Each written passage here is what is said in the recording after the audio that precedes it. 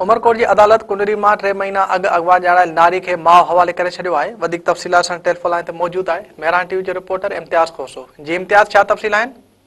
हाँ जी बिल्कुल, उमरकोट कुंडरी में 3 महीना अग कुंडरी शहर में मुबैना अगवा ॼाणायल नारी सुनीता दी तारो महाराज वज वठी माइटन वट पहुती।